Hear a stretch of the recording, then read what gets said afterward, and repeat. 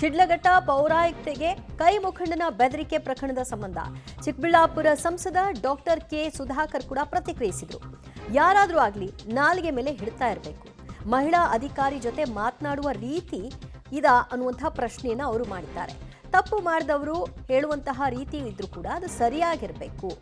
ಕಾಂಗ್ರೆಸ್ ನಾಯಕರು ಈ ಪ್ರಕರಣಕ್ಕೆ ಉತ್ತರ ಕೊಡಬೇಕು. ಯಾಕಂದ್ರೆ ನಗರ ಸೌಂದರ್ಯದ ಬಗ್ಗೆ ಮಾತನಾಡೋದು ಪ್ರಕಟಿತ ನಿಲುವಿರೋದೇ ಕಾಂಗ್ರೆಸ್ನವರದ್ದಲ್ವಾ. ಹಾಗಾಗಿ ಚಿಕ್ಕಬಳ್ಳಾಪುರ ಸಂಸದ ಡಾಕ್ಟರ್ ಕೆ ಸುಧಾಕರ್ ಈ ವಿಷಯವಾಗಿ ಮಾತನಾಡ್ತಾ ತಪ್ಪಾಗಿದ್ರೆ ಅದನ್ನ ಹೇಳೋ ರೀತಿ ಬೇರೆ ಇರ್ತಿತ್ತು, ಆತ ಬಳಸಿದಂತಹ ಪದಗಳು ಸರಿಯಲ್ಲ ಅಂತ ಮಾತನಾಡಿದ್ದಾರೆ. ನೋಡಿ, ಒಬ್ಬ ರಾಜಕಾರಣಿ ಆಗಿರುವಂತವ್ರು ಅವರ ಮಾತಿನ ಮೇಲೆ ಇಡ್ತಾ ಇರ್ಬೇಕು, ಅವ್ರ ನಾಲಿಗೆ ಮೇಲೆ ಇಡ್ತಾ ಇರ್ಬೇಕು.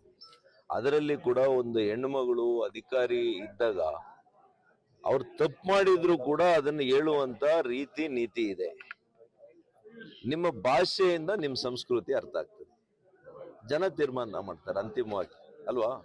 ಹಾಗಾಗಿ ಕಾಂಗ್ರೆಸ್ನವ್ರು ಇದಕ್ಕೆ ಉತ್ತರ ಕೊಡ್ಬೇಕು, ನಾನಲ್ಲ. ನಿಮ್ ಡಿಸ್ಟ್ರಿಕ್ಟ್ ಮಿನಿಸ್ಟರ್ನ, ಅವರ ಡಿಸ್ಟ್ರಿಕ್ಟ್ ಪ್ರೆಸಿಡೆಂಟ್ ಯಾರಿದ್ದಾರೆ, ಅವ್ರ ಸ್ಟೇಟ್ ಪ್ರೆಸಿಡೆಂಟ್ ಯಾರಿದ್ದಾರೆ, ಅವರು ಆನ್ಸರ್ ಮಾಡ್ಲಿ. ಅದೇನಪ್ಪಾ, ಪಕ್ಷದ ಮುಖಂಡಗಳು ಇದರ ಬಗ್ಗೆ ಅವ್ರು ತೀರ್ಮಾನ ಮಾಡ್ಬೇಕು. ಅವ್ರು ಇದ್ರ ಬಗ್ಗೆ ಏನ್ ಹೇಳ್ತಾರೆ ಅಂತ ಹೇಳಿ ಆಮೇಲೆ ನಾನು ಹೇಳ್ತೀನಿ.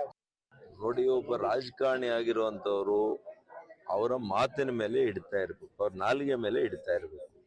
ಅದರಲ್ಲಿ ಕೂಡ ಒಂದು ಹೆಣ್ಣುಮಗಳು ಅಧಿಕಾರಿ ಇದ್ದಾಗ ಅವ್ರು ತಪ್ಪು ಮಾಡಿದ್ರು ಕೂಡ ಅದನ್ನು ಹೇಳುವಂತ ರೀತಿ ನೀತಿ ಇದೆ. ನಿಮ್ಮ ಭಾಷೆಯಿಂದ ನಿಮ್ಮ ಸಂಸ್ಕೃತಿ ಅರ್ಥ ಆಗ್ತದೆ. ಜನ ತೀರ್ಮಾನ ಮಾಡ್ತಾರೆ ಅಂತಿಮವಾಗಿ.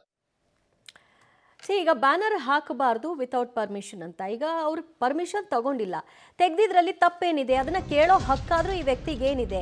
ಮನವಿ ಮಾಡ್ಕೊಳ್ಬಹುದು. ಆದ್ರೆ ಹಕ್ಕು ಸಾಧಿಸ್ತೀನಿ ಅಂತಂದ್ರೆ ಯಾರು ಹೋಗ್ತಾರೆ?